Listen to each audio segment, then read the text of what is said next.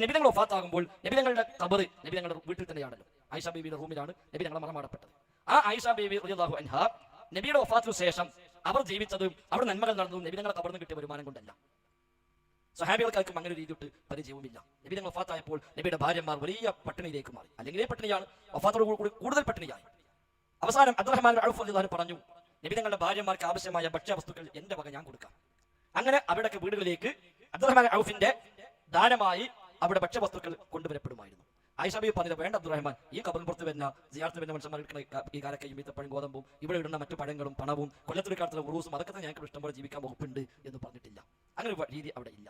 സ്വഹാബിമാർക്കും അത് പരിചയവുമില്ല, താപിണികൾക്കും അത് പരിചയമില്ല. അന്നൊന്നും ഒരു കബർ അങ്ങനെ പ്രത്യേകമായി കൊണ്ടുവന്നിട്ടില്ല. ഇമാം ഷാഫിക്ക് പറഞ്ഞു, ഒരു മഖ്ലൂക്കും അങ്ങനെ ബഹുമാനിക്കപ്പെടുന്നത് ആ തരത്തിൽ ആദരിക്കപ്പെടുന്നത് ഞാൻ ഇഷ്ടപ്പെടുന്നില്ല എന്ന് പറഞ്ഞ് നേരത്തെ ഇവിടെ വായിച്ച് കേൾപ്പിക്കുകയും ചെയ്തു. അപ്പൊ ഇല്ലാത്ത കെട്ടുയർത്തൽ വന്നപ്പോഴാണ് പിന്നെ അവിടെ ഉറൂസും അതേപോലെ അതിന്റെ ഭാഗമായി പെട്ടിവരവും വരുമാനങ്ങളൊക്കെ ഉണ്ടായത്. അപ്പൊ ആ വരുമാനം എന്തിനുപയോഗിക്കുന്നു എന്നല്ല, ആ വരുമാനം എങ്ങനെ വരുന്നു എന്നാണ് പ്രധാനം.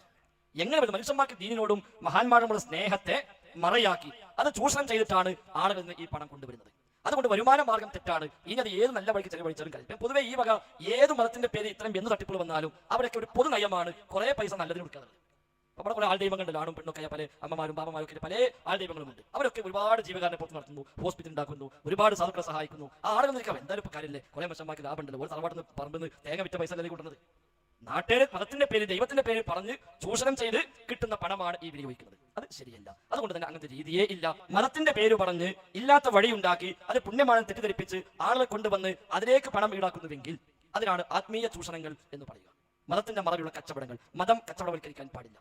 ദീനൊരിക്കലും കച്ചവട വസ്തുവാക്കേണ്ടതില്ല. ദീന് വിറ്റ് കിട്ടുന്ന പണം എത്ര നന്മക്ക് ഉപയോഗിച്ചാലും ശരി, അതിന്റെ അടിസ്ഥാന സ്രോതസ് ശരിയില്ലാത്തത് കൊണ്ട് ഇനി ഏത് വഴിക്ക് ചെലവഴിച്ചാലും അതൊന്നും പ്രത്യേകിച്ച് ഒരു പ്രയോജനമൊന്നുമില്ല. മുമ്പ് കവി പറഞ്ഞിട്ടുണ്ട്, കവി അയാളുടെ കാലത്തുള്ള ഒരു പെണ്ണിനെ പറ്റി പറഞ്ഞു, അവളിങ്ങനെ വേശ്യാവൃത്തിക്ക് പോകും, ഇതിൽ കുറെ പൈസ ഉണ്ടാക്കും, ആ പണം കൂടെ സ്വതക്ക ചെയ്യും. അവളെ പറ്റി കവി പറഞ്ഞ, നീ വ്യഭിചരിക്കാനും പോണ്ട, സ്വതക്ക ചെയ്യും വേണ്ട, പെരികു തന്നാൽ മതി എന്ന് പറഞ്ഞിട്ടുണ്ട്. എന്നതുപോലെ ഹറാമായ വഴികളിൽ, തെറ്റായ വഴികളിൽ, ചൂഷണ മാർഗ്ഗങ്ങളിൽ എന്ത് പണം എവിടെ കിട്ടിയാലും ആ പണം വാങ്ങാൻ തന്നെ നമുക്ക് അനുവാദമില്ല. അതുകൊണ്ട് തന്നെ പിന്നെ അത് എന്ത് ചെലവഴിച്ചാലും അത് ന്യായമായ ചെലവഴിക്കലല്ല എന്നാണ് മനസ്സിലാക്കുന്നത്. അല്ലാഹു അഅലം.